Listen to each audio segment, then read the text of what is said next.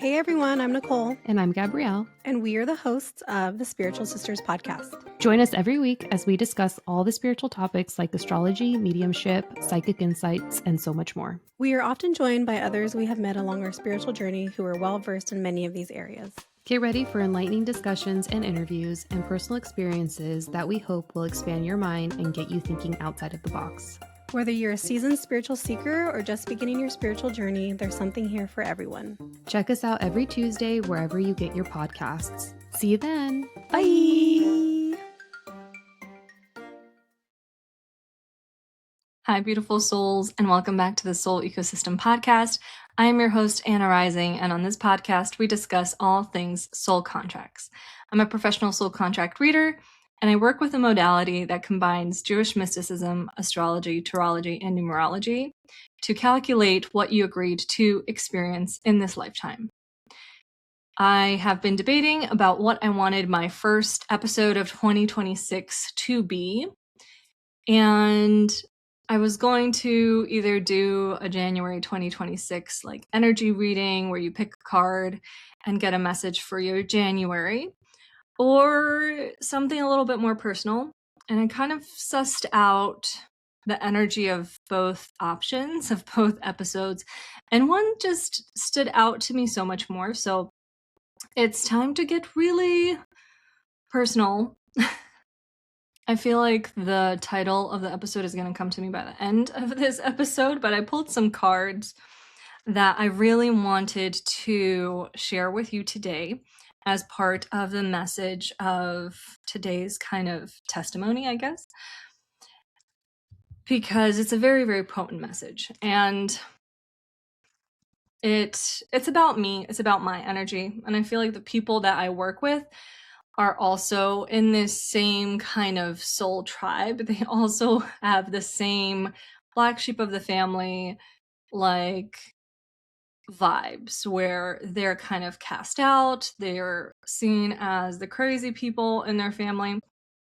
So let's start off with the first card that popped up for this episode. It is called the Shaman.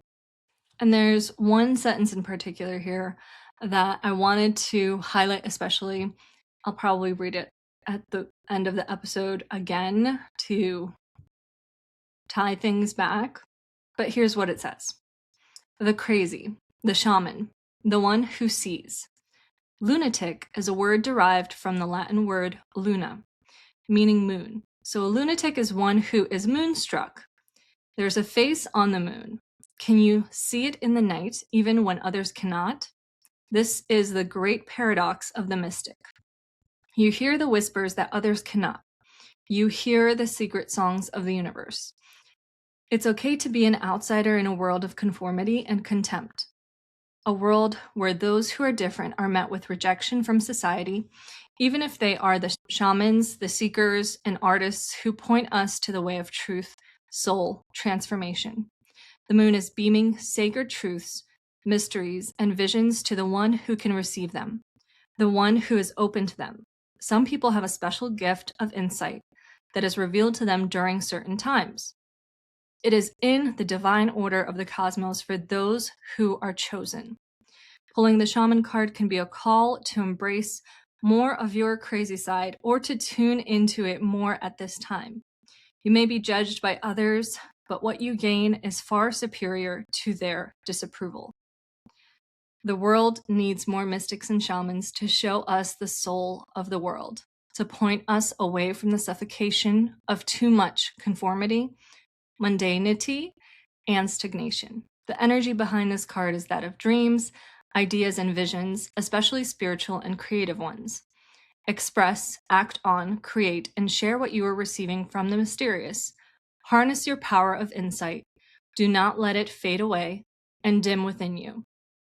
In other words, use it or lose it. The more you do, the stronger it will become. And this card is from the Magical Spirit Oracle. Looks like that, a little booklet. So we will start there. I was raised in a very hyper-control cult-like religion. It's almost like fundamentalist Christianity. For those of you that aren't familiar with what that kind of religion is like. It is very anxiety inducing. We went to church every Sunday. Oftentimes when we were sick, I feel like the only time when we missed church is when, like, if we had a fever. So we went religiously every Sunday, every Thursday, and throughout my childhood, we must have went to 2 or 3 different churches that varied a little bit, but not that much in their structure and their beliefs. But we were always going to church at least 2 times a week. And we're not talking about the Americanized church service where all the kids get to sit in Sunday school service while the adults are separate and they're listening to the Word of God. The majority of the times, all the kids had to sit in the same hall as all of the adults.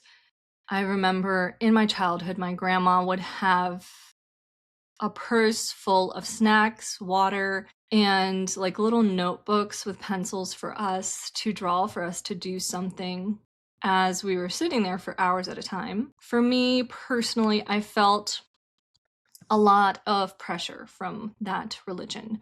The rules were very strict, and I don't necessarily think that it's because of the church in and of itself. I don't think that the church itself was ridiculously strict. I think my parents and my side of the family took it to another level. My grandparents especially, they made sure to teach us that you have to pray before you eat, asking God to bless the food, and then pray after you eat, thanking God for your food.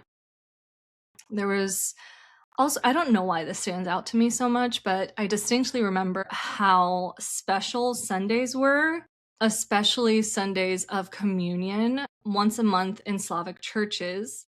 And my parents would be very up in arms about having to wear white on the first of the month. And there was this one time as a preteen or teenager that I was especially really perplexed about it, like really frustrated with it, because I ended up having to wear a top that I didn't like. Something was wrong with it. Either it didn't fit me or there was a stain on it or something.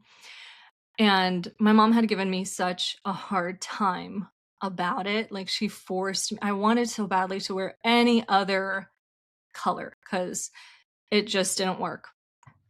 And she gave me a really hard time about it, so I ended up having to wear something that either was too small or didn't look right. There was a lot of misogyny in Slavic Christianity. And when I say was, I feel like there still is, because all of these people are coming from Ukraine, from Russia, from Slavic countries.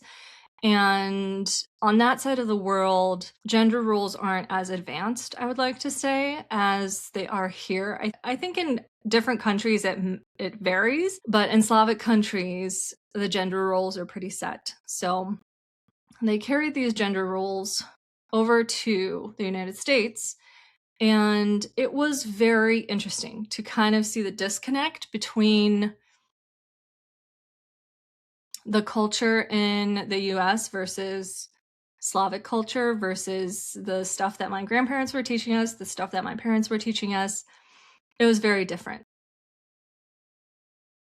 I don't think I ever talked to anybody about wanting to be psychic. I feel like the first time I was like, I really wish I was psychic, was when I was watching That's So Raven at my grandparents' house because they had cable. And I just really wanted to be psychic. I thought that it would be the coolest thing to know the future. And as I've grown up, I've realized that that's not entirely true.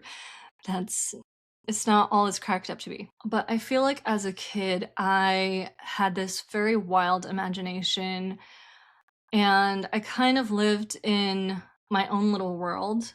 It was more so of an escapism. I think I really took advantage of my library card. I liked to read books, but I remember having to hide books that I got from the library for 2 reasons. My dad would get upset when we would get things from the library because he would be scared that we would bring them in late and then there would be late fees. And on the other hand, he didn't like us reading anything that wasn't the Bible. And he would often get on my case about what I was reading, why I was reading that, how it's absolutely pointless, like it's gonna bring nothing to you. Like, what do Slavic people say? Slavic people, and if you're a Slavic person, let me know if this didn't ring true for you. Slavic people are all about being useful, doing something useful and worthy with your time. And that meant, like either expanding your skill set, like with my dad, that meant watching war documentaries and learning about history and not wasting your time on fantasy books or just any sort of books that weren't the Bible. And that was my dad's kind of crutch for a lot of arguments, actually. If we ever got into a disagreement or something, he would always resort to, how many times have you read the Bible? As like that being the end all be all to why he has the final say, because he's read the Bible several times front to back. And on one hand, I couldn't wait to finally read it front to back in order to be like, you know what, like I've read all of it, like you're still not right in this case. But I could never bring myself to do that. I started a bunch of times. I could never get through the Old Testament. I feel like I've read the New Testament maybe once or twice, but I could never get through the Old Testament. Reading the Old Testament was especially really difficult, like really depressing. Now that I just had a flashback to me reading it and being like, you know what on earth do I believe in? Because this version of God is pretty screwed up, particularly around the Sodom and Gomorrah story. It started to get bad. It started to get really bad because I can't remember if this was Lot or not, but he essentially, like, he had these visitors from God, these angels from God, and he took them into Sodom and Gomorrah or something, and he knew that these angels were of God and that they were holy, and all of the people of that city were trying to rape them or to molest them or something, de-virginize them. So Lot, I believe it was Lot, don't quote me on this, but there was a guy that was like, you know what, don't do anything to these holy men, instead take my daughters. And I was like, okay, that's a choice. That is a choice that I would not make and that I cannot stand by. And I don't understand how a God would stand by that choice and prioritize these angels or holy men over this guy's kids and family. That was a stumper. I think after that, I'm like, I don't think this is okay.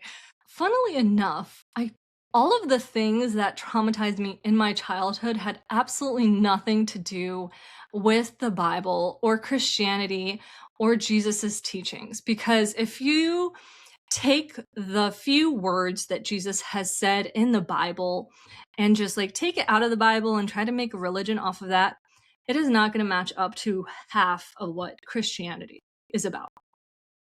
The rest of this stuff, like all of the crazy rules, are from Paul, are from Matthew and John and Luke and all of those guys.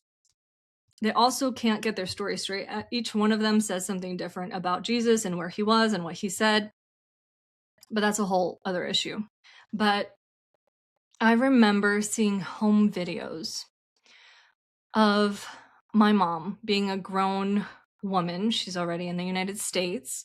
There's a home video that we had where I feel like I was like maybe 5 or 6 and my brother maybe was like 2 or 3, and then we had like another brother that was 1 years old.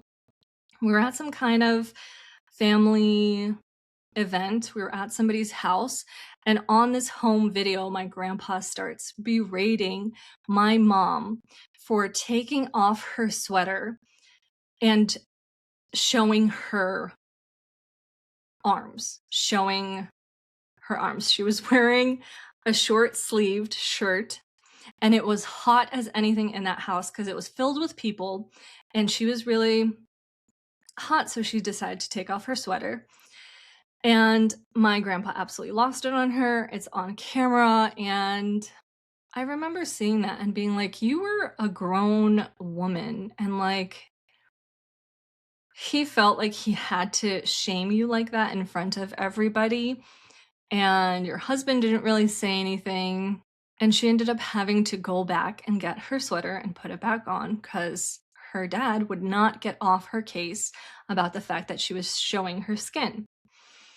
This became a very recurring kind of pattern that I saw throughout my family, throughout the dynamics, the gender roles that were taught.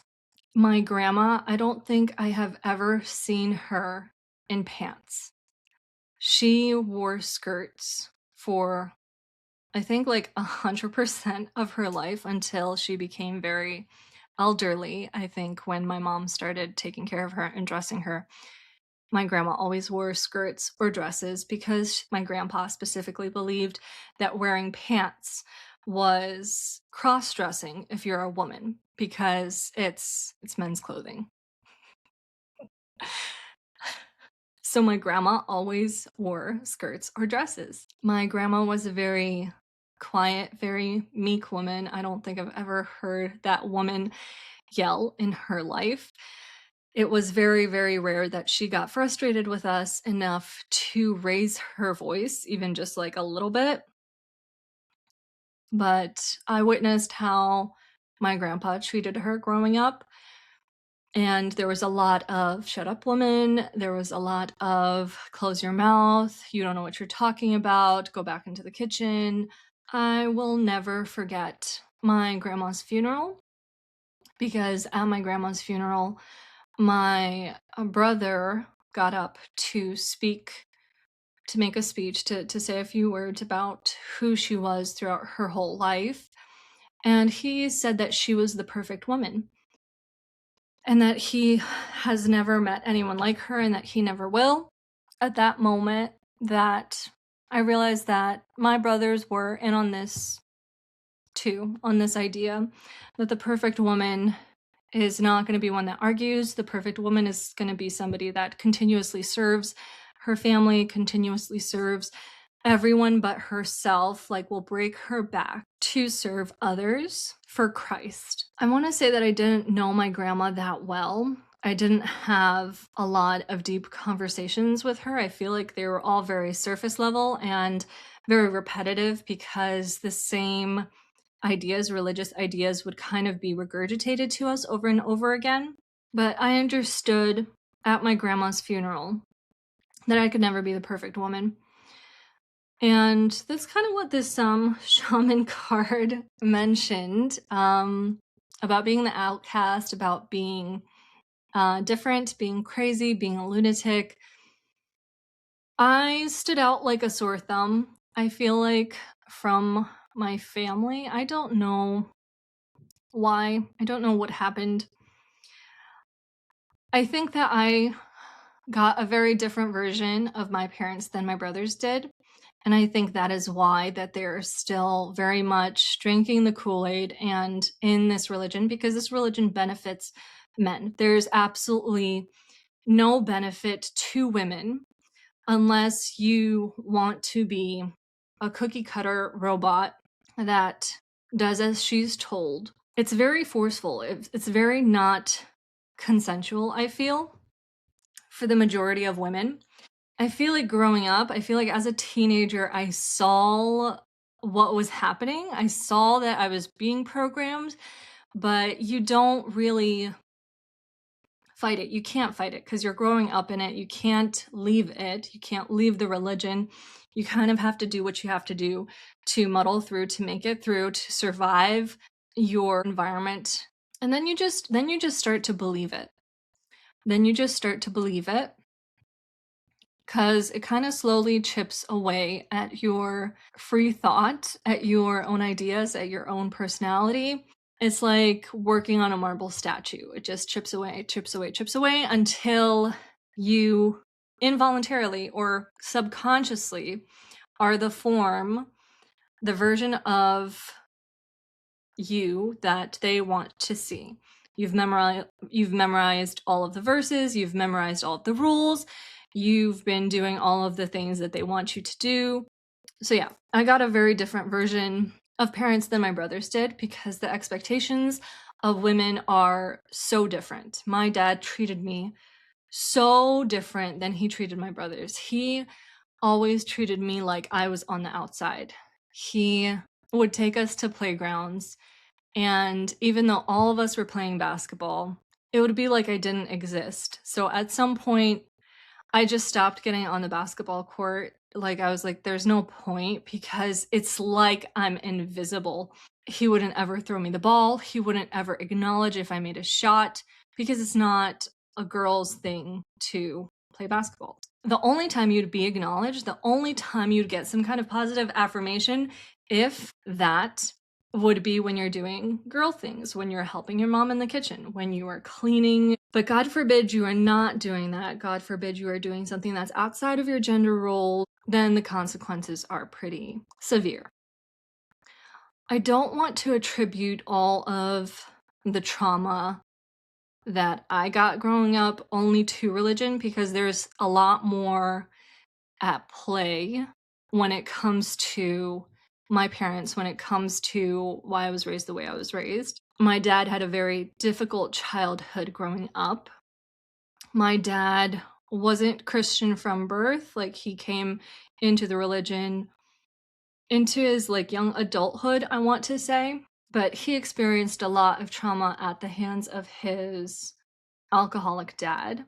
And he went through things that no child should go through. He was left alone for the majority of his childhood, waiting for his mom to come home. And it was a different country. It was a different kind of set of rules and a different time. My mom has had this religion ingrained in her since birth, though. She's been very much deep in Christianity to the point where she makes it a sort of pride thing that she was kind of bullied for being a Christian. She was kind of tormented for being a Christian. She would always brag about how they would bring her up in front of the whole entire school, like the principal when she was a child. They would bring her up in front of the whole entire school along with other people that were known to be Christian or have Christian families. And they would tell all the kids in the auditorium to start jeering at these kids up there, start laughing at them and pointing at them, that they were Bible thumpers, like really bullying them. And my mom took it in stride. She's like, you know what, like, I believe what I believe. I'm going to be persecuted for it. She ended up not going to university. She thought that there was no point for her to seek higher education because she thought that the rapture was going to happen, that the end of the world was like so close. She thought that even if she went into higher education, if she went to university, she would never have a chance to finish it. So what was the point? So she ended up going to a technical school, something fast. And the way that she ended up marrying my dad was because my dad had proposed to her back in the 90s in Ukraine, in Slavic Christianity. There was no dating. There was no dating. There was no sex before marriage. In Slavic Christianity, if you wanted to marry somebody, you would have to propose to them at a youth group or some kind of like event, like, because God forbid you guys are alone with each other. And so my dad, who has, I don't know if he's ever talked to my mom before at that point, he came up to my mom and he asked her if she would like to marry him. And she said that she would give him an answer so-and-so date. And then she spent the week praying and maybe fasting about it. I don't know. But she was praying to God about it, asking what she should say. And she said that there were 3 signs from God that told her that she should marry my dad. One of them being she opened her Bible, and the first sentence that she read is, "He said yes." Like, he as in God said yes. So my mom's like, okay, God wants me to marry this man. So that's how my parents got together. The rest of my mom's life, I feel like went in a similar fashion. I feel like whenever she was met with some kind of obstacle, she heavily leaned on prayer and signs and asking God for guidance, which on one hand is great because there's a lot of similarities between what I do now, how I seek guidance, and how she sought guidance. But the difference was, I think, that they put a lot of weight into waiting for signs or waiting for an answer from God, and not so much into critical thinking, into going out and making things happen for yourself. It felt very unstructured. It felt very unsafe growing up in that kind of environment because it felt like the rapture was always kind of just like looming over your head. Like it was just about to happen. They would say that every single church service, that nobody knows when their time is, like you're either going to die or you're going to get raptured soon. It was like constant. And that was anxiety inducing in and of itself, where you're always feeling like, I need to make sure I'm right with God. Otherwise, if I die in a horrible car accident and I haven't repented for everything I've ever done, then I'm going to go to hell. And that's something that I wondered as a kid about too, because I always wondered, I'm like, well, do kids go to hell? And I would ask my parents about this. Like, does God send kids to hell? And they're like, no, he wouldn't send kids to hell because you're too young to accept Jesus Christ as your savior. And I'm like, okay, so what's the cutoff age? Like, at what point do I need to make sure that I go to sleep having repented for everything that I've done that day? Like, making sure I do that so that I don't accidentally go to hell. It was a bit much. I remember one time we took a vacation. I feel like it was Miami or something, maybe South Carolina. But we were on the beach. My whole family was on the beach in a southern state. And I think my dad and my brothers were in the ocean. They were swimming, and I might have been 14. I was tanning, and I got two Jehovah's Witnesses come up to me and start asking me, how sure are you that you are going to go to heaven? And I remember saying, maybe like 7 out of 10. And they're like, why? I'm like, because I fight with my brothers a lot. Like I argue with them a lot. And they started telling me that, like, God's never going to send any of his children to hell. He would never do that. You're going to go to heaven with, like, no matter what. And my dad came out of the ocean and started screaming at these, I think, 18-year-olds, which, by the way, I don't understand why they would come up to a 14-year-old and start to minister to her, like, by herself. I don't think my mom was there. I think I was just laying there by myself. It was super weird. It was super weird. And my dad started yelling at them, like, that we already know God. We already, like, know Jesus. Like, why are you wasting your time talking to her? And I felt so bad for them because they were basically kids too. And they probably saw, oh, like, let's talk to this kid. It'll be easier than having to minister to an adult. I wonder if they were forced. I wonder if they were forced to do that. I wonder if that's voluntary or it's like some rite of passage that you have to do when you're a Jehovah's Witness. Like you have to go and testify about Jesus on the beach. I don't know. Anyway, so I actually ended up going to a private Christian school for 2 out of my 4 years of high school. And I'm embarrassed to say I actually wanted to go to a Christian school. I was so sheltered. And that's another part about Slavic Christianity. It's very cult-like. You become very sheltered because you only hang out with people that think like you, that share the same beliefs as you. They don't want you associating or being friends with anybody that's not a Christian. So whenever I got a Christian friend in church, my mom was thrilled. She's like, yay.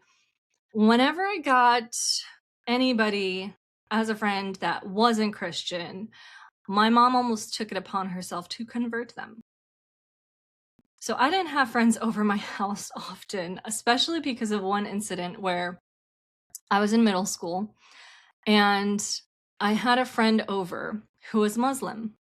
And my mom had cooked us something, and I had never talked to her about her beliefs, like what her religion was. We never talked about stuff like that.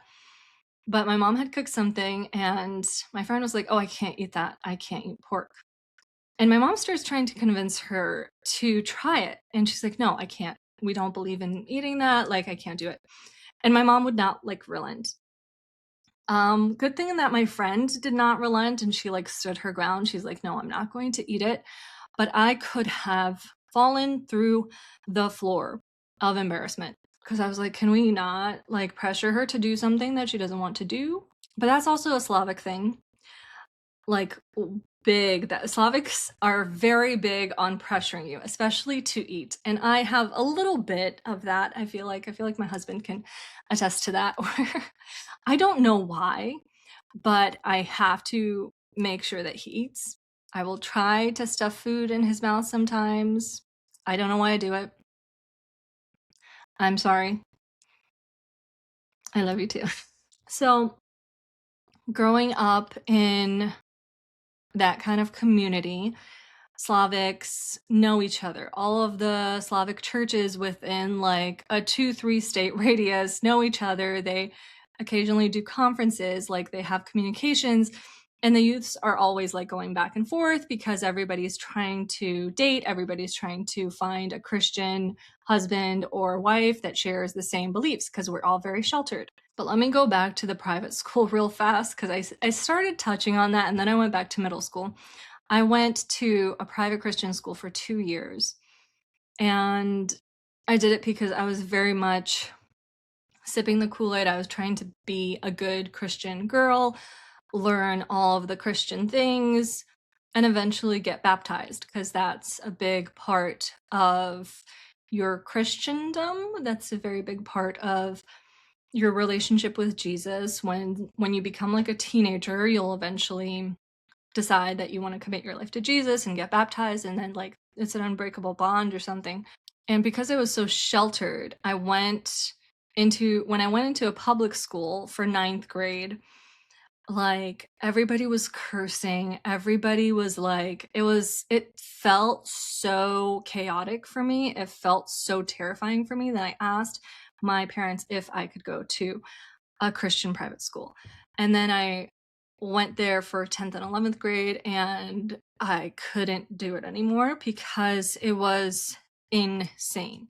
It was essentially just going to church every day, being told that you are sinning every day, that you need to repent, and that it felt like this unattainable goal to be Christ-like, and like you just couldn't possibly do anything right. Everything that the girls were being taught, we didn't have like regular electives. We had Bible class. We had Bible class and then we had like computer class and then I don't even remember what they called it. Maybe women's studies or something. I don't know. They had this one class where they got all of the girls and they taught them about why it's important to always make sure that your collar is never below like 3 fingers from your collarbone. Always make sure that you're wearing pantyhose. Always make sure that your dress or skirt is below your knee. Like it was very performative. It was very about appearances. We were taught how to sit on a chair, like we were taught how to go from a standing position to a seated position and your posture. And it was absolutely ridiculous. Then we also, oh boy, then we also started getting taught about what color goes best with our skin tone. We're all like going through puberty, super insecure, already feel horrible enough about ourselves, and we have to judge each other and be like, you know what, orange is a bad look for you. It was it was fun. It was an experience. I met one of my bestest friends from that school, and then we both deconstructed from that idea of religion and what it means to be spiritual. Needless to say, I'm like, I feel like I can handle 12th grade. I feel like I can handle 12th grade in public school because everybody being up your butt all the time about what you're doing, it was insane. We even had segregated cafeterias where the boys would sit on one side and the girls would sit on the other side because they didn't want the girls and the guys to mingle, to talk. It was, yeah. You were being taught how to be a trad wife, you were being taught how to be this, like, trophy wife, picture of perfection, and I don't know why I went through with it. I don't know how I went through with it. I feel like I just felt like if I do this right, if I get baptized, if I do all the things that are expected of me, then I'm going to finally have all of the answers I've been looking for. I'm going to finally find happiness or be at peace. But the goalposts always got moved. The goalposts always changed. And because I was so used to kind of always having to be one step away from something, being like, oh, first do this, then you can do that. First do this, then you can do that. I didn't recognize that that was happening in my marriage. So I got engaged at 17 because they don't believe in sex before marriage. So a lot of the Slavic people in our church would get engaged at 17, 18, 19, really early on, and get married, have a lot of babies, and then really just trap themselves in that kind of social circle, in that world. So I got engaged at the age of 17 to somebody that was 5 years older than me. He was a college graduate at that point, and I was finishing up my senior year in high school. I still had braces. I mean, everybody in my family, like, has their teeth come out really late, so that's not normal for somebody to have braces in senior year of high school, but I still had braces, and I got engaged to somebody when I was 17 years old, and I got married 15 days after I turned 18. I had to have my mom sign my marriage certificate, like the petition for the marriage certificate, because I was underage, which should have been the first of many red flags for me. But you guys got to understand that when you're in this, when you have known this all of your life, that you're supposed to not argue, you're supposed to be meek, you're supposed to be humble, you're supposed to not think too highly of yourself. Like, they made sure that your standards and that your expectations were really, really low. Like, if your husband, here we go. My dad's expectation of what a husband should bring to a marriage is if he doesn't hit you, if he doesn't drink, if he doesn't cheat on you, you need to stay with him. And that reminds me of this little anecdote. I don't know if it's an anecdote or a real life story that my dad would bring up. And he would call this like the epitome of a woman. He's like, now that's a woman. And this is something that was drilled into my brain since I was like 8 or 10 years old. He would tell me the story about how there was a woman whose husband was a raging alcoholic, and she was a Christian. And in church, she would always hear about how you can win other people to Christ by showing them the example of Christ.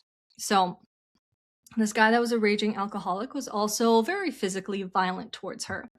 And he would often beat her up to the point where she is just covered in bruises, like there isn't a non-bruised area on her body. And despite the fact that he would beat her in his drunken rages, she would still get up in the morning, bruised and swollen, make him borscht, make him soup, and bring it to his work, like walk to his place of work, deliver him his lunch, broken and bruised. And in this way, she won him over to Christ, because then that guy was like, oh my God, like something clicked in him magically, because that's how this happens for abusers. Apparently, no, it doesn't. Something magically clicked in him when he saw her walking up that hill, all broken and bruised, bringing him his board. She's like, oh my God, I cannot do this to this woman anymore. And somehow he became Christian. Yeah, I don't buy it either. But that is where my expectations were. Like, the expectations of a woman is, even if you are being beaten to a pulp, you still have to show up for your family. You still have to do your wifely duties. You still got to do what you got to do. And then the man can do whatever he wants. So got engaged at 17, got married at 18. We lived with his parents for a year because he was insistent on not getting our own place. He wanted to buy a house first, and he kept waiting for the housing bubble to pop and for the house market to become dirt cheap. It never became dirt cheap. So after a year, we ended up moving out of his parents and living on our own for the first time. And when we started living on our own for the first time, that's when I started getting panic attacks. When I started getting like really bad chest pains to the point where I started to see a doctor and then a cardiologist. And then we had all of these EKGs and monitors and stress tests done on me to make sure that everything was okay with my heart. At one point, I went to the emergency room because my doctor told me if it lasts for this long and it doesn't go away, then you have to go to the hospital. I went to the hospital and they told me that it was heartburn. Nobody asked me if like I was stressed out. Nobody asked me like if I was experiencing anxiety. They were like, it's just heartburn. I'm like, okay, no, it's not. So in that marriage, I also experienced this. Once you do this, then you will get that. It was a very transactional kind of marriage. Everything kept like supporting the idea that you weren't a human being, that you weren't your own person. You were there kind of as a service. And because that's what I grew up in, because my view of a marriage and what a marriage should look like and what a relationship should look like was so tainted, guys, it was really bad. I didn't even touch on how bad the marriage was that my parents had, but it set me up for failure because I ended up going with what I was familiar with. I ended up marrying a guy that was emotionally unavailable and abusive and manipulative, and I didn't see it. I didn't know how to see it. I knew that something felt off, something felt wrong, but I couldn't pinpoint what it was. Fast forward about 9.5 years. I just had my third baby, and he went through the most debilitating eczema that I've ever seen. Not that I've seen a lot of eczema, but it was my baby's eczema that just like everything just came crashing to a gigantic halt for me because in a moment where I needed my husband the most, where he's been absent for the majority of our marriage, and I've always felt like, well, when things get bad, like if I know that he's going to be there if things get really rocky. I know that I can count on him if something like really bad happens, like if I'm dying or if I'm this and that, I know that he's going to be there. I don't know why I thought that way. Like now that I said it out loud, I'm like, I have absolutely no idea. I have absolutely no idea why I thought that if he can't show up for the littlest things for me, that he was going to show up for the really big ones. But it was this big one. It wasn't even how my son was born and how I was hemorrhaging blood and had to be rushed to the ER after giving birth and after needing a blood transfusion. It wasn't even that. It wasn't the fact that when I thought I was like bleeding out to death, laying there dying, and I was like looking to him for some kind of support, and he just wasn't able to muster anything. It wasn't even that moment. It was when our baby was so sick, so itchy that he would scratch his face to blood. Like there's a part of my photo gallery that I do not go back to because I just get instantly thrown back into the midst of what he was experiencing, where he was so itchy, he wouldn't be sleeping. He would not sleep at night. It was like 3 months where we were trying to find answers. We were taking him. I was taking him. I was taking him to allergists. I was taking him to doctors. I was taking him to regular doctors, urgent care, homeopathic doctors, and family medicine doctors. And I was trying to desperately find out what was going on with him, what was happening, he was sleeping maybe an hour a night. He would fall asleep maybe at like 5 or 6 o'clock in the morning. And I would not be getting like a consecutive hour of sleep because I had to be on alert. I had to wake up at the littlest sound, like at the littlest rustle of clothing, because he would take off the little mittens on his hands and start scratching himself to blood, and I would wake up with blood-soaked sheets and blood-soaked pillowcases because I would keep him next to me. That part of my life, I feel like that just altered my brain chemistry, altered my nervous system almost irreparably. I feel like I'm still coming off of those 3 months. My nervous system, my hormones are still coming off of those 3 months where I was barely sleeping, wasn't getting a consecutive hour in of sleep because I would be waking up and making sure that he wasn't clawing himself to blood. And it seems a little ridiculous if you guys think, like, how could a baby scratch itself so hard?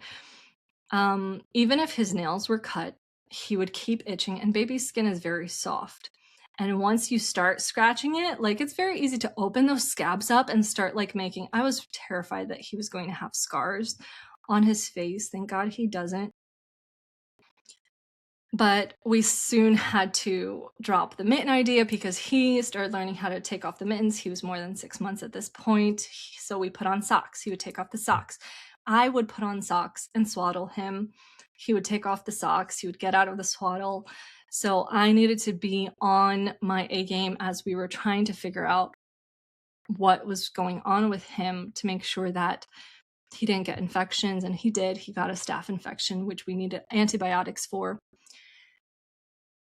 And I was all juggling that on my own. I was juggling that on my own and trying to find a way to not wake up a zombie in the morning, and I just couldn't. I was absolutely exhausted. At some point, I had asked my husband, my now ex-husband, if we can hire a housekeeper to just help me with the load of laundry that kept piling up because I had to hold him down. I had to hold his arms down because if they were free, he would be scratching himself. On top of that, I had to also take care of my older two daughters. And throughout all of this, instead of him recognizing what I was going through, and I was going through a lot, I actually had come up to him and I told him that, like, I need therapy, I need something. I told him I was struggling, and his response to that was, we're all struggling. On top of the fact that he wasn't there for me emotionally, there was no support, there was bereavement. There was bereavement for me not changing my middle daughter's diaper one time. I remember coming downstairs. It was one time. I remember coming downstairs. I was trying to wake up. I managed to get out of bed, bring the babies down. I crashed on the couch and just wanted to close my eyes for 5 minutes. And then he started yelling at me that my middle kid's diaper was full and that she's going to have diaper rash or something. And then he would berate me for the fact that he needs to make the older two kids breakfast in the morning, because in the mornings I'm not functioning because I got 0 to no sleep the night before. And like, it reminds me of the story that my dad would say about the woman that's broken and bruised and still comes and makes bush for her husband, because that's the expectation. Even if you're functioning, I mean, even if you're on a 0 sleep, you're a zombie. I didn't have the energy to take the kids anywhere. I didn't have the energy to function. I had to watch them, and this was at the start of COVID, maybe. I had to watch them as he worked. And I didn't have anybody that could come and help me out, just like watch the kids for a second so I could go take a shower so that I could go take a nap. And I needed a nap so bad. I would tell my brothers that I'm really struggling. I'm struggling with everything that's going on with my littlest kid. On top of that, I was absolutely drowning in my marriage. And I voiced this to my brothers. And I was met with like the religious jargon, I'm going to pray for you, like I'll fast for you, like I hope that you figure things out. And I was telling one of my brothers that I was like in a really dark place. In a really dark place because I felt so alone and I felt like I had the weight of the world on my shoulders, trying to make everything work, trying to take care of a kid that is scratching his face off and not sleeping at night, making me not sleep at night, and then go and take care of two other kids morning to evening. It was a lot, and it was impossible. It was impossible. It was an absolute impossible ask. And had I known what I know now, had I been in the place that I'm at now, I would have not asked for help. I would just like put my family to work, put my people to work, my friends to work. I'd be like, I need to be able to sleep because my brain is absolutely fried. I think that it's because of those 3 months where I wasn't getting sleep that my memory got really, really terrible. I can't remember a lot. Maybe it's my ADHD too, a little bit. I think I have undiagnosed ADHD, but it was after that experience that my memory became absolutely terrible. So that led me to the point where I was like, okay, I've told people that I'm having suicidal ideation over here. I've told people that I need to go to therapy. I've told people that I'm so exhausted that I don't know what to do with myself. And nothing happened. Nothing happened. I didn't get any help. And I got to a point where I had to ask myself if my kids would rather have a divorced mom or a mom that wasn't on the physical plane anymore. So when my youngest started getting better, I made it my mission to get out from the hole that I dug myself into. And I started doing things slowly. I started doing things that would terrify me. I started doing things that I would never dream of doing. I remember have had anxiety issues, have had a lot of pressure and anxiety since I was very, very young. To me, going to the gym felt impossible. And I had to trick myself into doing it. I kept like saying, oh, you're just gonna take one step, then two steps, then you're gonna get in your car, and then you're going to just walk into a building and then say, I want a gym membership. And when I did that, it was that one step. I feel like I've mentioned it in so many of my other episodes, but it was that step that brought everything to the surface for me. Like it just opened my world because I was like, oh my God, I am capable. I can do things that I am too scared to do. I can do hard things. I can do the impossible. Even if I'm scared, I don't have to wait until I'm not scared to do it anymore. And I'm not a total failure. I felt like I couldn't do anything right at that point. I was absolutely drowning. My husband was always on my case about everything that I'm not doing. And I'm like, I could use a little bit of affection. I could use a little bit of like support from you, but he just wasn't emotionally available for that. He was not, he had no clue the first thing to do to support someone, to empathize with somebody, to kind of hold them up. Like he doesn't know how to do that.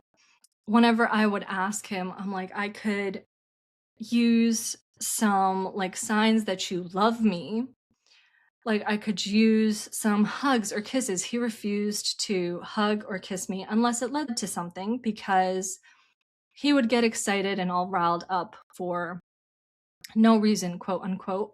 And then when I was like, okay, like, can we like start doing a date night? Can we do this and this? He would tell me, I can show you love if you don't leave dishes in the sink overnight.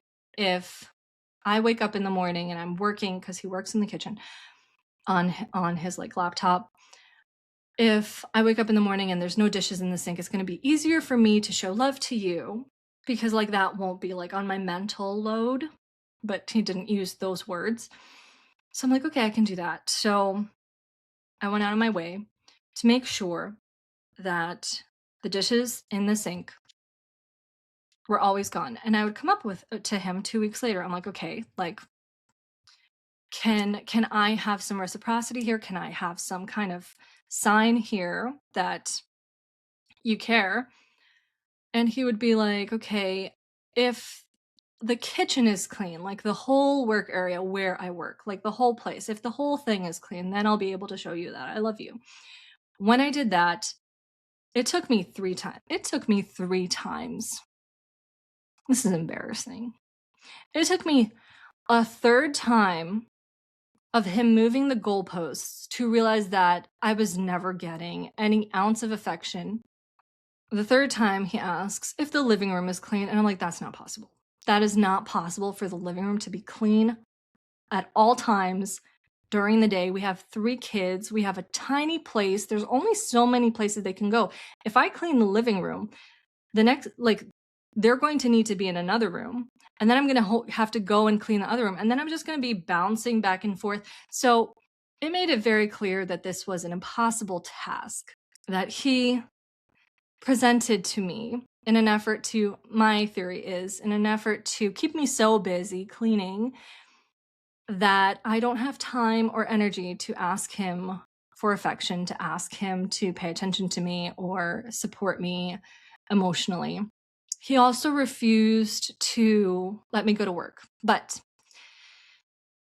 he did it in a very tricky way, which is why I say that I married somebody that was manipulative.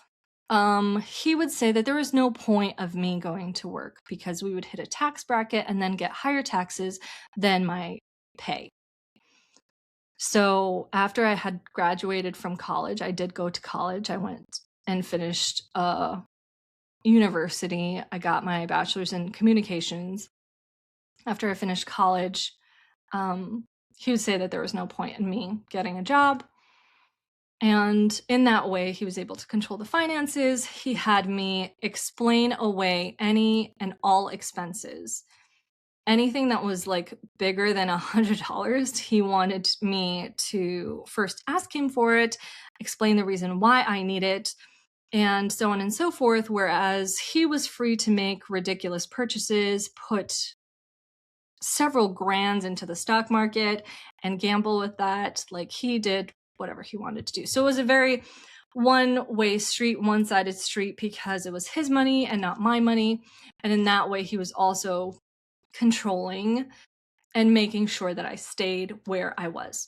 So once I gained some confidence, and I gained a lot of confidence just by going to the gym, I made it my mission to go every morning before the kids woke up, be back in time for their wake up times. Once I did that, I signed up for a kickboxing class, and then the rest is history because I realized how out of control, how little say I had in my life up until I did that. Because once I started doing that, once I started kind of coming back into my body after having an almost out of body experience the entire marriage, I wasn't taking any more lies. Like it's like I took off the glasses to everything that he was saying, and I realized that he was just lying to me. He was just trying to do what he needed to do to appease me until I would either stop bugging him about it or just move on.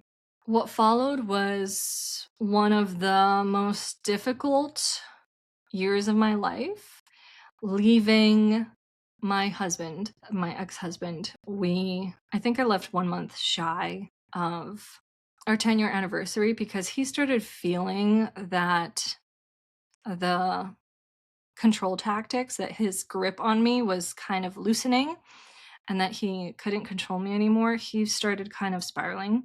He would do things like he would try to make sure that I wouldn't be able to go see my friends. He would always talk bad about my friends. He would say that my friends are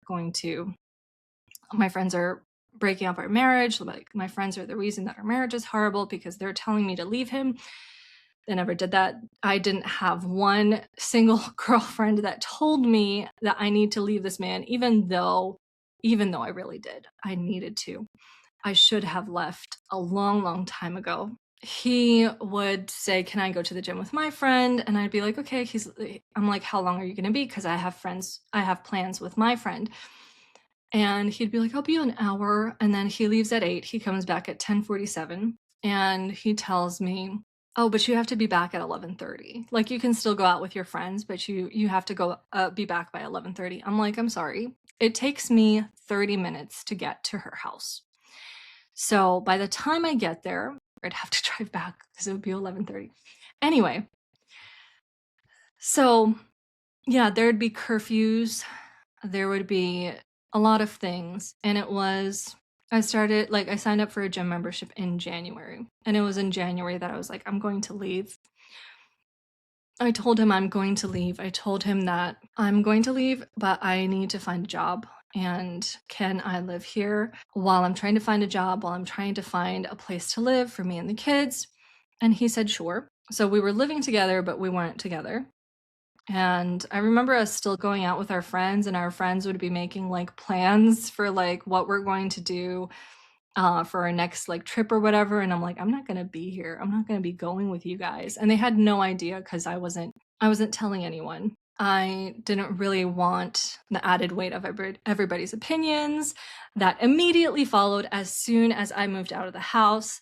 He made sure to get all of the people that we know to kind of reach out to me and be like, "Are you sure you want to do this? Like, did you think about the kids? This is going to have like such a huge impact on the kids." And I'm like, I know, but at this point, it's like stop, drop, and roll, right? There's a fire, and I'm either going to be consumed by it or I can get out. Again, I was being the good girl. I was being the diligent wife. I never spoke badly about my husband to my family, to his family. I kept a lot of it under wraps. So many people had no idea what was going on. I feel like I didn't even put a dent into what happened in that marriage, but it was very bad. And once I started telling my mom everything that was happening, she's like, "Okay, like this doesn't sound good." So she started trying to talk to him. And she was trying to keep us together, so she would have these talks with him, and she would try and talk sense into him. And I think I read somewhere that when a narcissist is accused of something, like he'll go and attack your character, whereas the person that's being abused is going to be talking about the things that the narcissist does. And that's exactly what happened, like to the T with the way everything panned out, because he immediately started telling all of his family about what a bad wife I was, that I didn't clean, that I didn't cook.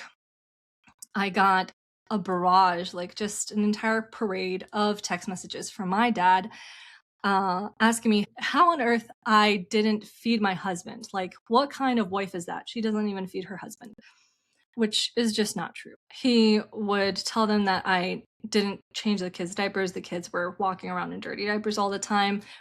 And the thing is that he would do it, like the things that he would come up with always had like a grain of truth to them. And it was that one time where I was passing out on the couch because I was exhausted, just going from the bed downstairs, still a zombie, passed out on the couch. And my middle kid was in a full diaper. That one time he took and he kind of just exploded it and said, "She never changed the kids' diapers. She never cooked. I've been cooking for them. I've been taking care of them." He attributed having to care for our eldest two while I was trying to sleep with my baby from not having slept at all at night. He attributed him making them oatmeal in the morning as him being the only person that feeds the entire family. So there was a lot of exaggerating, a lot of blame, a lot of making me out to be this horrible wife and mother, and that was the part that just absolutely was so debilitating, because that was my entire identity. I spent my entire life trying to be the perfect mom, the perfect wife, I did everything that man said 10 times over.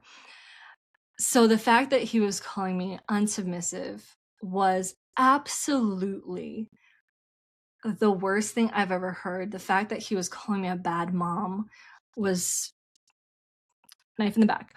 Um, Especially because everybody knew how much I loved my children. My brothers would call me Mama Bear. I got a cake for my birthday that said Mama Bear on it. So, again, I'm coming off this traumatic experience with my son and then the abuse that's been happening very gradually. Like, it started increasing as I started saying that I was leaving because he started getting the kids to gang up on me and started saying that if you leave, you're going to break our family, you're going to break my heart. Like, he had the kids actually saying that to me. He told them to say that to me. And it was very, very difficult. So it's very difficult to kind of put into a box 10 years worth of things that I experienced in that marriage. So when I moved in with my parents, because my mom, she's like, this isn't healthy. You guys need a break. Like, she let me move in with her. That's when I knew that I'm like, okay, like, finally somebody's seeing that something really bad is happening here. She took us in after he blackmailed her, saying that if she takes me in, if she lets me move in with her, he's going to tell our kids for the rest of their lives that it was grandma's fault that we got a divorce. After that blackmail, she's like, okay, this is not a sane person. You need to move in with me. And I was so grateful for that. But living there, I was facing a lot of pressure from my dad and my brothers, a lot of berating from my dad and my brothers for leaving, a lot of name calling. They were saying that I was just as much of a psychopath as he was, that I was being very selfish, that I'm not thinking about the kids, that I'm just thinking about my own happiness. It was like so past happiness at that point. It was way past happiness at that point. I was not trying to be happy. I was trying to survive. I was trying to not go into the light. That's where I was at. So it was way past happiness. I needed to be someplace where I wasn't getting told constantly that I wasn't doing enough when I was pulling the entire family. I was doing everything. I was doing absolutely everything.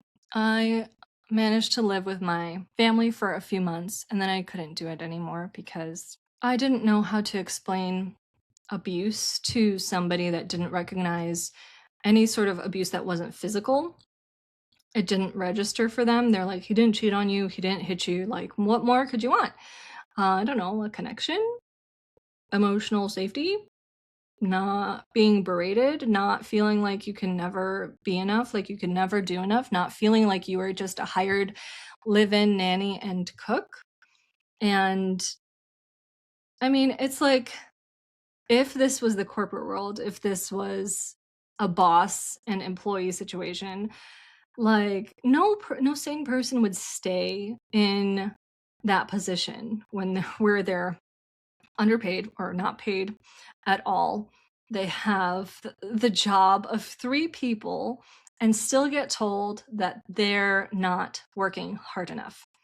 It's absolutely insane. So, I was very much done. I was very much done and checked out uh, before I ever left.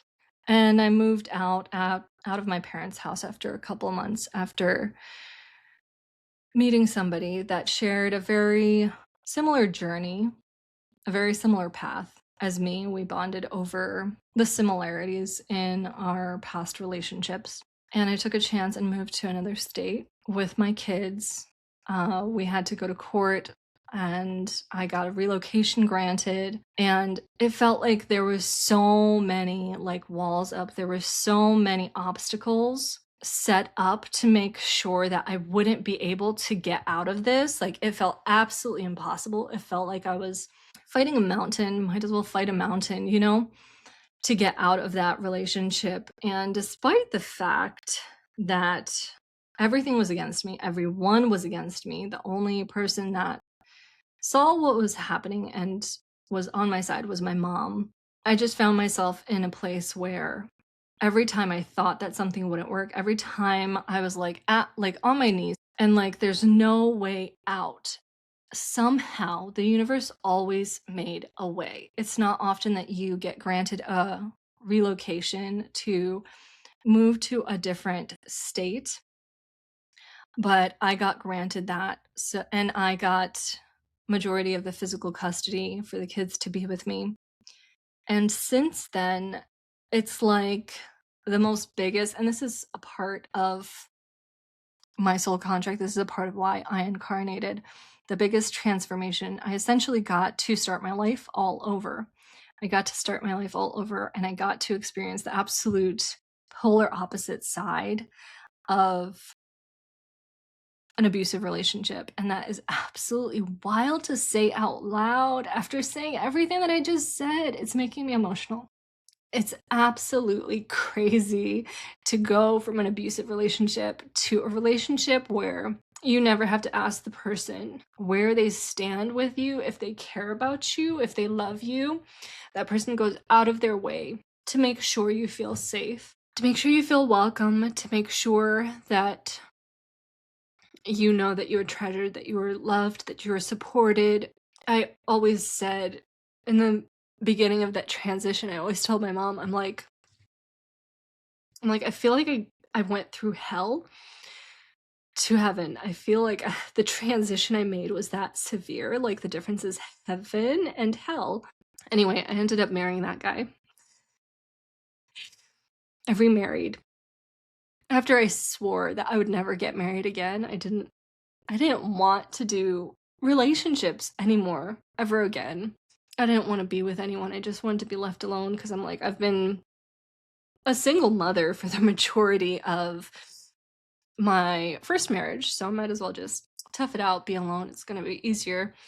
I'm very glad I didn't let myself be jaded and I let myself find happiness outside of a very abusive and toxic culture, a very abusive and toxic relationship. And I hope that this can be the encouragement for somebody that's where I was in the very beginning, where I was taking the first steps, where I was gaining enough confidence to stand up for myself, to say that I deserved better. I could have really used encouragement at that point, but I know what it feels like to not have that encouragement. I know what it feels like to have the opposite of that when you're trying to leave a marriage that's already hard enough. But on top of that, when you're kind of being attacked on all sides, and when it feels like a lot of people are trying to keep you in that hole, keep you in that place, in your place, it's very difficult. So I do want to say that there is hope outside of that. There is love outside of that. And based on my own personal experience, the universe rewards courage. The universe rewards stepping out of line, stepping out of the box, sticking out like a sore thumb, letting yourself be different, admitting to yourself that this is not what I wanted, this is not what I pictured for my life. I don't even know how I got here. When you have the courage to do right by you, to do right by what you know in your heart to be true, the universe shows up so hard. The universe shows up so hard. You manage to find people along the way. I'm trying so hard to keep it together. You manage to find people along the way that hold you up just enough till you get to the next step. And then it was like a staircase from there. I just kept meeting the kindest souls that kept providing me with support that I needed in order to get out of the situation that I was in. So while I've been 3 years out of that abusive relationship, 1 year married to the love of my life, my family, I've lost a lot of friends, I've lost a lot of family that don't talk to me. And while that is absolutely heartbreaking, and I often have nightmares about it, what I gained is so much better than any sort of judgment that they can make, than any sort of disapproval that they can have. And this is what I wanted to tie up this episode with, which became a little bit of a lot, a lot of information, a long episode. I wanted to close it off With you may be judged by others, but what you gain is far superior to their disapproval. And I would 100% do it all over again. Now knowing the other side of what I've been missing out on, like I've been waiting to feel loved my entire life. And now the most important thing, the most important part of this is that now I get to show my kids what it looks like when two people love each other. And they don't have to go through what I went through. They don't have to find the kind of love, quote unquote, that I found. They don't have to associate trauma with love. They don't have to think that manipulation, control, jealousy is love. They're going to know what it feels like, what it looks like when somebody loves you. They're going to be able to sniff it out a mile away. And that's all I want for them. I know that had I stayed, had I continued that marriage, my daughters would find their own version of their dads, just like I found my own version. But I hope that that cycle ends with me. I wish that it ended with my mom. I wish that my mom had the courage to leave her abuser. I remember as a kid asking her to. I remember as a kid begging my mom to leave my dad, to get a divorce, because I saw what it was doing to her. I saw that it wasn't healthy, and I was a kid, and I knew that. And I didn't want to wait until my kids had to beg me to leave. And hopefully, with some luck, my son is going to be raised in a different kind of environment where he sees women being treated with respect, being treated as equals and not as trophies, not as services. I always ask my current husband, the love of my life, how he ended up so well-rounded, how he ended up so emotionally mature, and with so much respect for women. Like, he's a feminist. And I think it has a lot to do with how he saw his dad love his mom. Sorry, we're gonna need to we're gonna need to take like a crying break or something, because he's listening to this in the other room, and we're just an absolute mess right now. The both of us. Okay, I'm gonna try to finish this up. So that's my story. I hope you guys enjoyed witnessing this crying sesh. On a more serious note, I hope it gives you guys some encouragement and brings you some peace and some hope, knowing that there's a way out of this, that there's better days ahead when you choose to stand up and use your voice, take back control of your life, and do what's right by you when nobody else will. I mean, because nobody else will. So that's my little spiel. That's the end of my sermon. I'm gonna get off my pulpit now. Thank you guys so much for listening to something that's so raw and personal. There's been a reason why I didn't want to dive into this, because I knew this was gonna happen. I hope 2026 will be a year of transformation for anybody that is in a similar scenario.